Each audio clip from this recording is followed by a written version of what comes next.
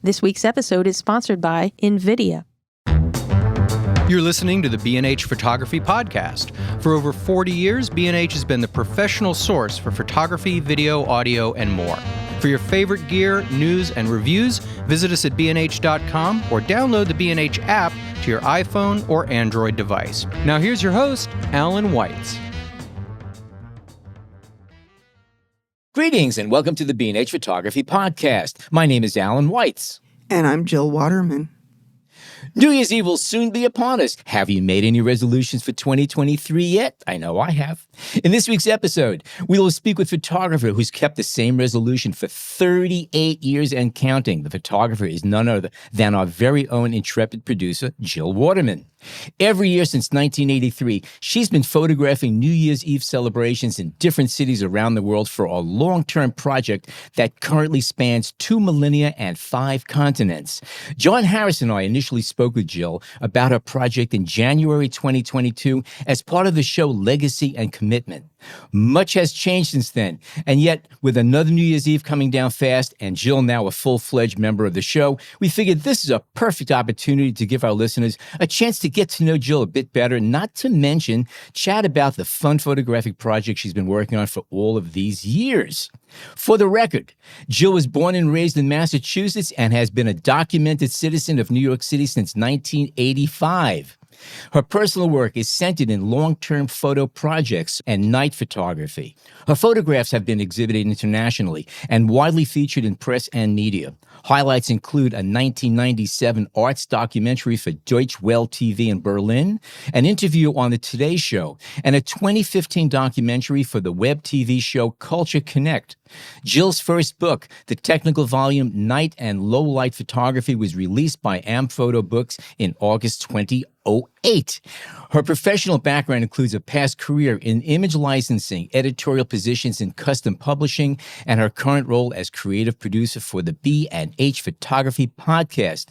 Jill Waterman, welcome to our show. Thanks, Alan. It's so great to be here. I love this concept. This is going to be fun.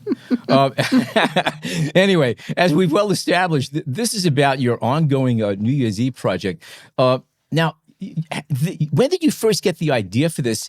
And when you got the idea of doing this long-term project, had you already been shooting New Year's Eve events? You know, what's the story behind all this? Well, I first decided to go out and photograph New Year's Eve when I was living in Paris.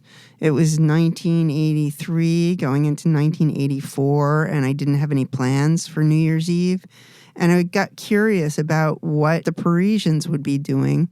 So I just very casually went out with a friend. We both had our cameras, and I started taking pictures. And it was really fun. There was a lot of sort of the feeling of waiting for Godot. People were standing around on the street corners waiting for something to happen. It was sort of classic street photography, black and white with film, the tiny, tiny flash. And I got a couple of good pictures, and I had so much fun that I just made a resolution. I mean, I don't think it was that formal back then, but I just said to myself, I think I want to do this every year. And that has stuck. It's a heck of a project. It really is. I was very new to photography. I had been a printmaker. I had been working in an etching studio, and I was doing photo printmaking. So just straight photography was new to me. And I started thinking, well, maybe this would be a good way to figure out my style or get a sense of the kind of photographer I want to be. And that has proved very useful. I mean, New Year's Eve, again, this is this event, the clock, flips over. It's like watching the odometer on your car go, hit 100,000 miles and go back to zero again, unless it's a Volvo and it just keeps going. How has your perspective and your approach changed over the years? Because every year it's a different city. It could be in a different country, different continent. So it's a totally different place. And I'm assuming that most of these places you have not been to before. So you're going there with absolutely fresh eyes in every sense of the word, and also not really knowing, aside from Google Maps and all this other stuff, not really knowing what to anticipate, especially when you have people and weather and all other things going on at the same time that affect what happens and what doesn't happen. Mm-hmm.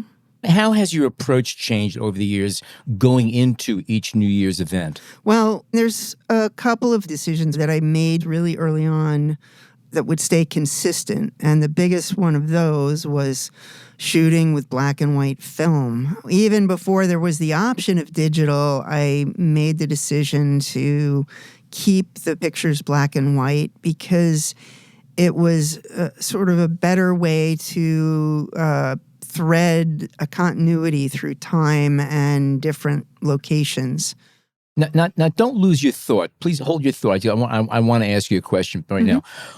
I shoot film and digital, but when I shoot digital, often I'm shooting black and white. I'll put my camera to RAW, and I will set the monitor. Everything else, I'm viewing black and white. I'm seeing in terms of black and white. And you're still shooting film, and I find that fascinating. And again, you're not alone out there. A lot of people are still shooting film. But why did you not take, I hate to say it, the easy way out and just do it that way? At least you know what you got when you go home at the end of the day. I'm sort of a purist with the whole black and white thing. I Okay. I actually now am also carrying a small digital camera and shooting color pictures also. I have a very old setup. I'm focusing manually. It's a Nikon F3 HP. Excellent camera. And a really old lens. So I just really like the look of the film. And I mean, it's not easy because I'm focusing manually in these low light situations or places like clubs where there's strobe lights and stuff that are they're just doing crazy things. Yeah, but until 25 years ago, that's what we were all doing. Yeah, okay. Yeah. And I like that. There's an advantage to what you're doing, and that's because you're using the same equipment for when you do that. When you work with the same gear in the same parameters all the time, your equipment becomes transparent to you. It gives you an opportunity to concentrate on what's happening on the other side of the lens because you're not dealing with the technical stuff. And it doesn't matter whether it's digital or film. Once you know your gear and you know your system, okay, it gives you an opportunity to actually create. Right. And it also makes a difference with my subjects, the people I'm photographing. I sort of stand out because I've got this weird rig that, a lot of people haven't seen before. I mean, some people do think I'm the event photographer or whatever, and they're, asking me how much I charge for pictures. But it definitely differentiates me and makes people react to me differently, even subliminally. So that I've found to be very useful as well. Great. Now, I rudely interrupted you. Where were we? Yeah. So how the project has changed over Yes. the years. The thing that is really remarkable to me is, when I started this project, I had no idea that 15 years, 16 years later, there would be this thing called the Millennium coming. I didn't realize that until the mid-90s. And then all of a sudden there was this big buzz. And that was a very fruitful time for me because I started getting opportunities to go places and people were interested in the project from that perspective. And then after the Millennium passed, things sort of died down a little bit, and I was still shooting primarily on the street or in bars or clubs or discos and some private homes or parties. But all of a sudden, the thing that really changed my focus was the growth of the internet as a research tool. Actually, before the Millennium, in 1999, I photographed New Year's Eve in Edinburgh, Scotland, where they have this special celebration called Hogmanay. And there were some very interesting ritualistic things that they did there. I didn't realize it at the time, but that turned me on to things I discovered later through internet research, where there are cities and cultures that have very ritualistic activities that happen related to New Year's Eve. And I started focusing on that in the early 2000s, and it gave my project a whole second avenue of investigation, and that's been really fun and rewarding places like in Austria and the mountain villages around Salzburg, they have these things called Perchtenlaufs. It's related to the whole Krampus, bad Santa thing that they do at Christmas time.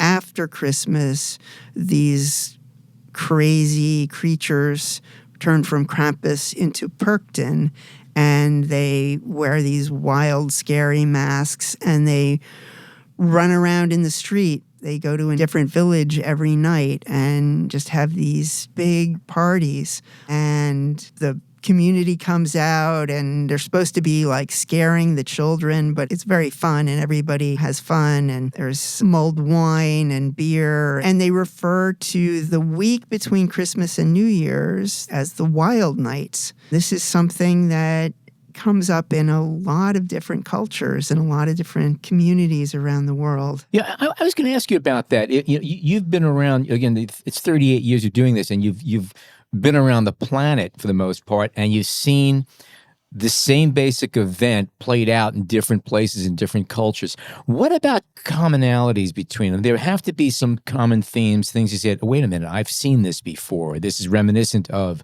or exactly like, or kind of like that. What are some of the common themes or rituals you've seen over the years in different locales? Yeah, well, one big one that is sort of familiar to many people, there's a parade in Philadelphia called the Mummers Parade. And it's very similar to the Mardi Gras parades, where people dress up in costumes. And in Philadelphia, it's very structured. There are different tiers of performers. And, it goes from the clowns to these big, almost like Broadway-like productions with floats and stuff. And they compete for prizes, and they march through the streets. And then after the parade, they go back to their neighborhood on 2 Street and have a big party. Now, it's not the same, but it's a very similar kind of parade. Happens in Nassau, Bahamas. And there it's called Junkanoo. And it happens twice. They have the first one on Boxing Day and the second one on New Year's Eve. And they start the parade at 1 a.m, and it goes through the next afternoon. It's really crazy. And I believe Junkanoo is supposed to derive from like an African lore. And then there's another parade in Cape Town, South Africa, where it's on January 2nd, and it's called the Minstrel Parade. And it's very similar. They dress up in different costumes, bands play, and they parade through the streets. The tradition there is that January 2nd was the only day that the slaves would have off, because all the masters would be sleeping off a hangover from New Year's Eve. So they would give people January 2nd off, and the community created their own party and their own parade. And it's very, very celebratory and just remarkable. I got to admit to something right now. The Mummers Parade in Philadelphia, I remember once watching it on TV. But I found the whole thing to be extremely disturbing as a child. I don't know what it was. Maybe in person with music and everything else. But watching this on a black and white TV, remember as a kid, was scary. I'll never forget all of that stuff, though. But it suffered from a bad reputation in various times. But it's really pretty remarkable. And also, when you go down to 2 Street and go into some of the clubs where these people are preparing, they prepare all year long. And it's very blue collar.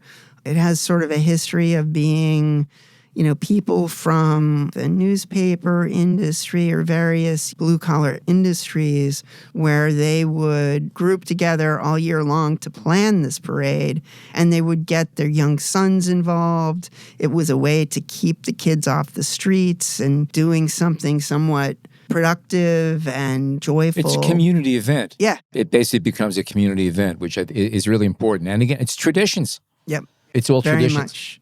A lot of the things I've encountered are very much orally based. They're not very well defined. There's a lot of unexplained aspects. The rituals are very complex. So it's very perplexing to observe from the outside.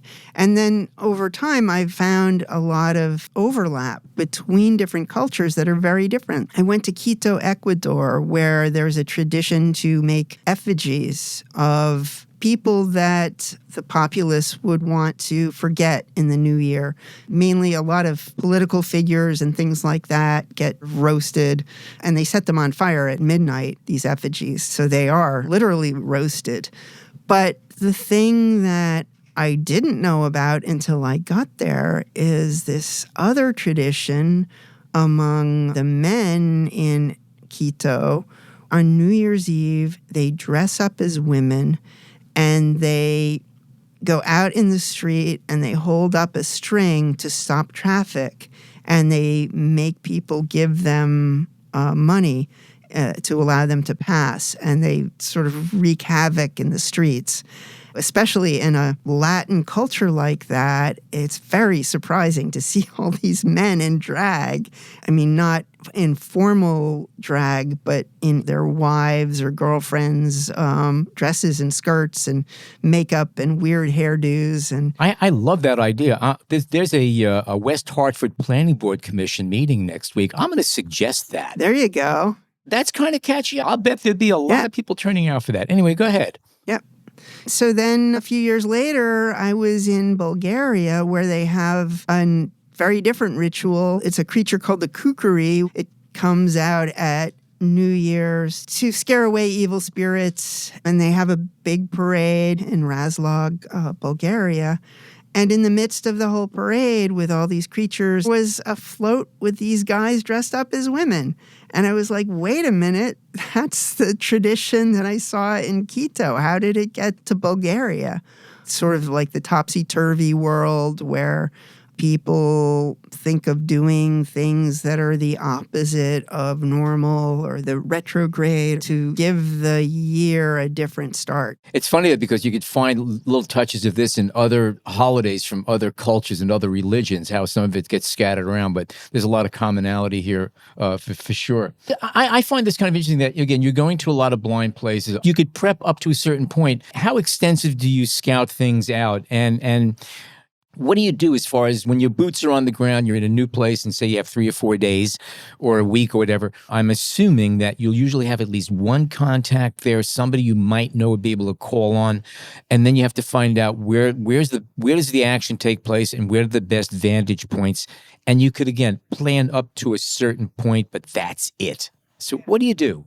Yeah, I mean, I do a lot of internet research, well in advance, depending on where I'm going. If it's a very foreign place, I will definitely find an assistant or a fixer or translator or someone to accompany me on New Year's Eve.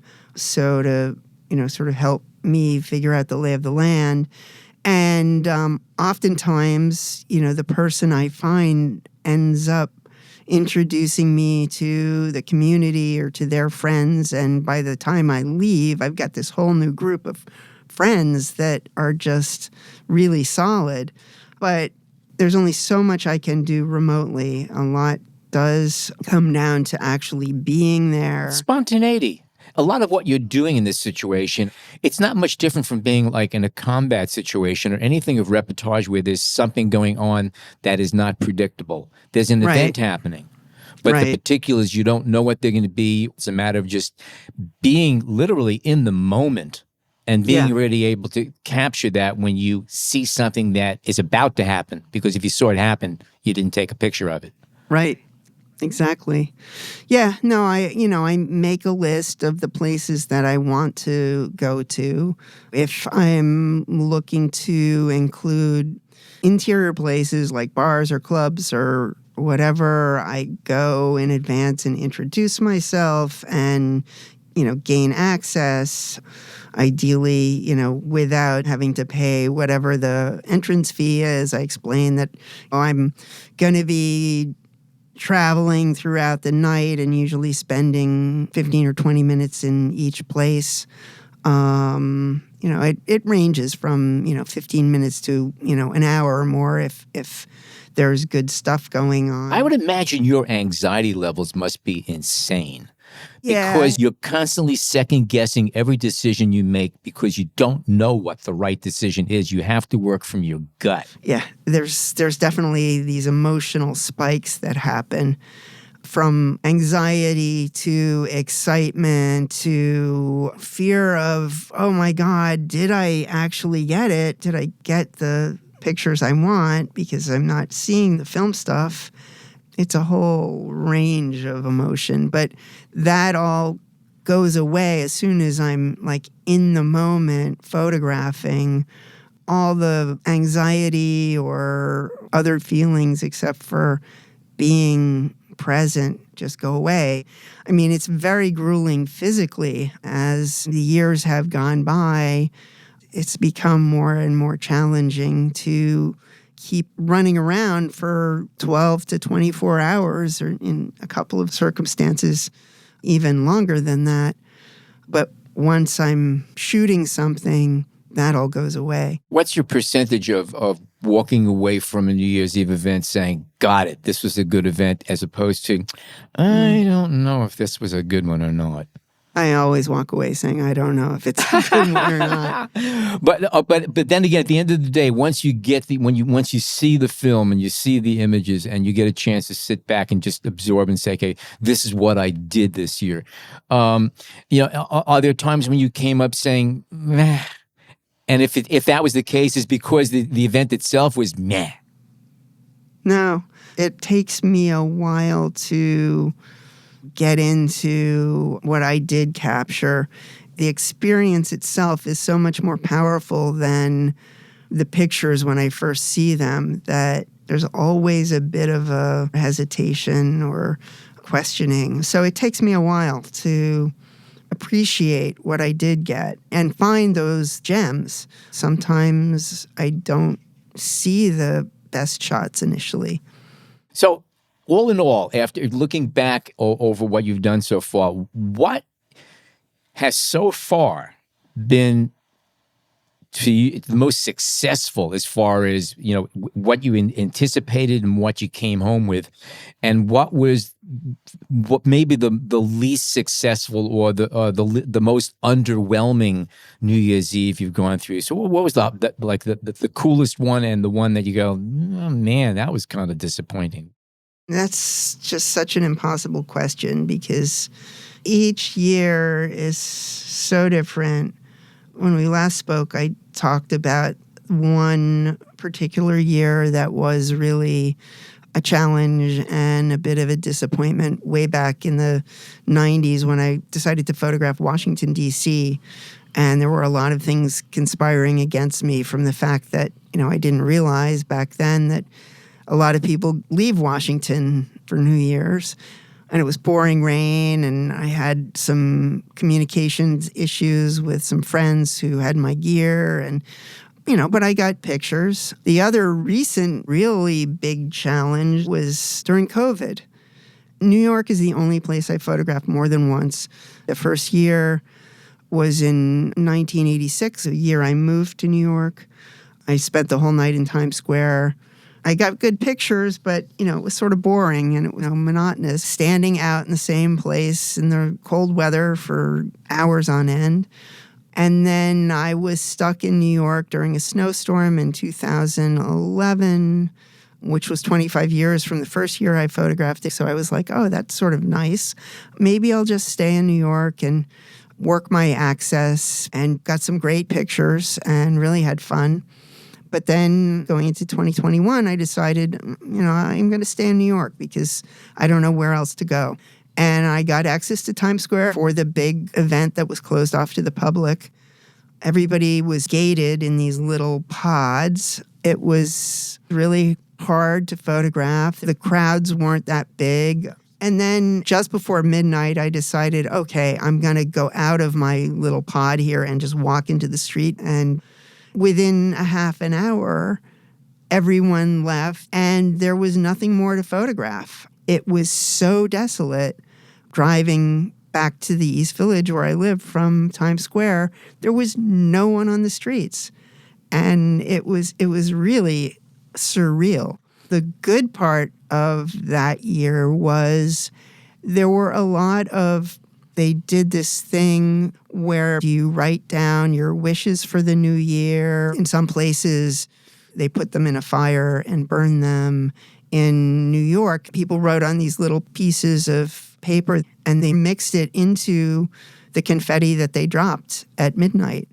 So I documented the people filling out their wishes, and then there was another event where they placed the marquee with the year 2021 in lights in the middle of Times Square and invited people to come and take their picture in front of it. And I got a really memorable picture as part of that coverage. So there were some really interesting things happening in New York, but on New Year's Eve, it was a little bit of a challenge. Okay, we are going to take a short break and we come back more with Jill Waterman and New Year's Eve. Stay tuned.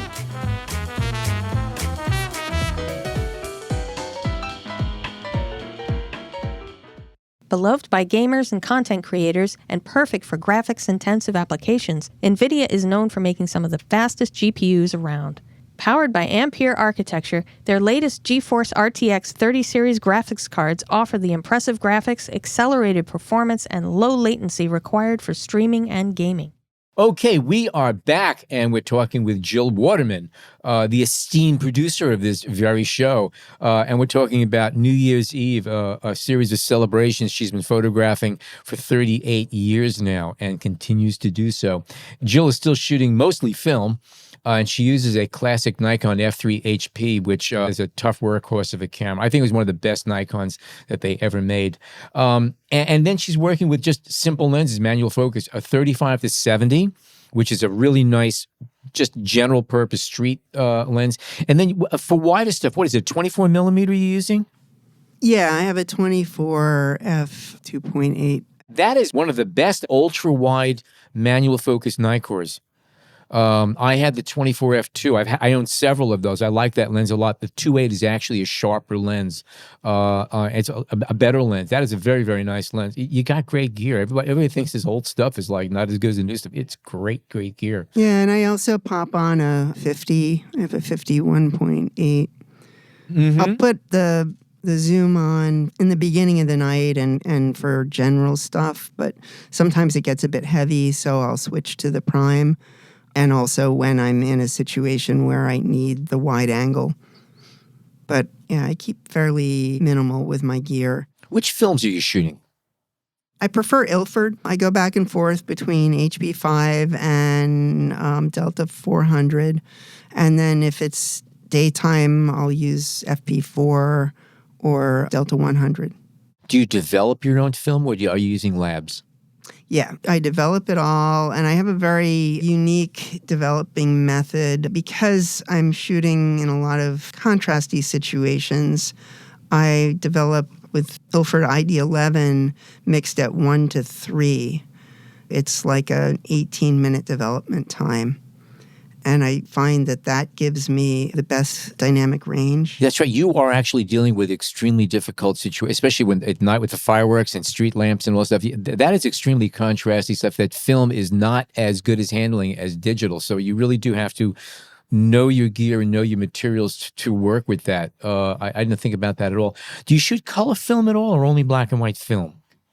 The first few years, I tried shooting color film, and it just didn't thrill me. So now that it's the digital era, I do carry a small digital camera. I shoot color with that and usually keep those pictures. Occasionally, there will be one picture that I really love that I didn't get in black and white. In those cases, if it's a really great picture, I will convert it to black and white to be part of the official coverage. All right. Another question for you. We've talked about a lot of things, and you've gotten into a lot of interesting little streams of thought here. What's the most rewarding part of your New Year's Eve project so far? So the pictures are definitely a big reward, but the experience of being involved in this event over time has just been really phenomenal. And beyond that, the people that I've met and the people who have helped me, going to a city cold and meeting up with somebody I've just had a couple of emails with and getting to know them, having them help me and show me around and becoming friends with them and talking about photography, finding out about their interests and their work and their community. It's been very enriching and rewarding. I just have to say, thank you to so many people that have helped me along the way with this project and that I count as friends to this day. Even though we aren't in touch often, when I have gotten back in touch with them or they've come to visit New York, there's just this bond from going through this experience together. Considering you're from Massachusetts, your English is quite good. What other languages do you speak? I used to be fully fluent in French. I am maybe somewhat still, but I don't speak other languages that well, but I can understand a lot of languages. Even though I've spent a lot of time with people speaking Spanish, I have a hard time speaking it, but I can understand it. Italian, I'm better at than Spanish. One of the things I found is that, again, I used to do a lot of traveling as well.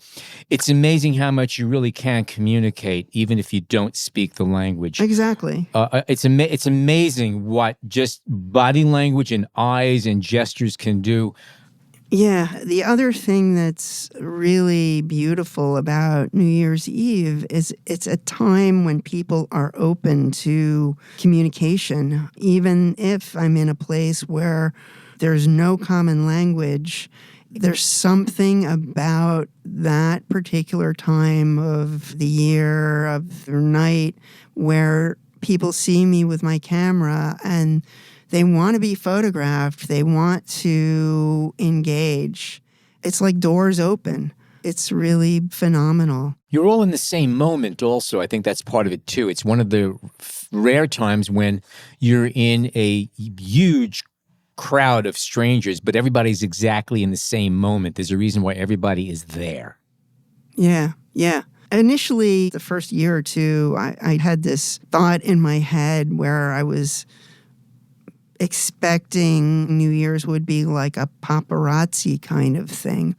But instead of that, I found very quickly that I describe it as the Pied Piper syndrome, where people see me with my camera and they just follow along and want their picture taken and want to engage. Have you had any situations where you felt like you were endangered? Because, again, you travel to all the places and you can't figure out sometimes where to go and where not to go. Actually, there was a really interesting situation when I was in Cape Town, South Africa. In Cape Town, there's a big touristy area where there's a lot of cafes and they have a lot of cultural activities and they put off fireworks at midnight. And my guide had said, well, there's this other area where there's a lot of bars and a lot of kids go and hang out, and we could go there after midnight if you want. So we drove to this neighborhood, and it was really, really crowded. And he said, you got to be very careful because there's a lot of pickpockets and potential for crime. We were walking very close together. He was in front of me. I was in the middle, and I had a friend with me who was behind me. And I was taking pictures, and we were getting thicker and thicker into the crowd. And all of a sudden, he turned around and said, we got to get out of here because there's these guys that have been eyeing you ever since we got here. And they didn't know that he was connected to me. And they were starting to engage him to steal my bag. And he was like, this is unsafe. We've got to leave. And as he was explaining to me the severity of the issue, he said, listen, I'm concerned for your safety, but I'm also concerned for my safety because these guys probably have knives. And if they realize that I'm with you, they would very easily and quickly just knife me. And I had never really thought about the safety of my guide. It was a pretty dicey situation and a very odd end to the evening, although the big perk in Cape Town, and the reason that made it special was this Minstrel Parade that happens on the 2nd. I was able to photograph that all day, and that was very joyous and festive and fun, and got a lot of great pictures of that. So it was an overall good experience. Cool. Well, Jill, it's been a pleasure meeting you. You have to come back sometime and join us again as a guest. No, it's been fun to have you on as a guest rather than a member of the crew here, or in addition to. And it's been fun talking to you about this project, which again I'm familiar with, and I find it's a great project. It's fascinating, and I hope it goes on for many, many years with continued success. Anything else going on right now aside from New Year's Eve that our listeners should know about? Yeah, well, I have plans to go to Barcelona, Spain this New Year's. I'll be leaving the day after Christmas.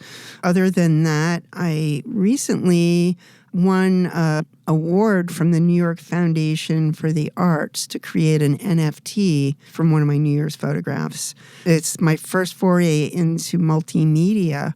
I animated the photograph and wrote a story. The person managing the award program suggested, maybe you could do an audio of the story. And I was like, yeah, I think I have the facilities and the help. Thank you, Mike, very much for being the audio engineer. So it's a 1-minute movie with an animated photograph and me telling a story about the photograph.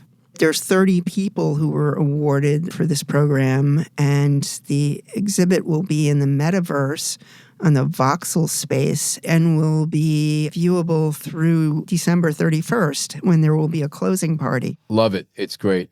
There will be links to Jill's work in the show notes if you want to catch up to see some of the other stuff that she's been doing.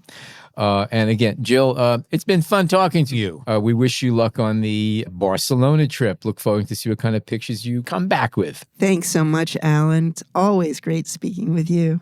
We got to do this again sometime, huh? Yeah. Anyway, if you're a fan of the show but you're not yet a subscriber, head on over to Apple Podcasts, Spotify, or wherever you get your podcasts and click subscribe. You can also find us on the Explorer blog, where we post photos from our guests and show notes. And please join us on Facebook at the B&H Photography Podcast Group, where you can share your favorite photos and comments about the show. My name is Alan Weitz, and on behalf of Jill Waterman and Mike Weinstein, thank you so much for tuning in today. Thanks to NVIDIA for sponsoring this week's episode.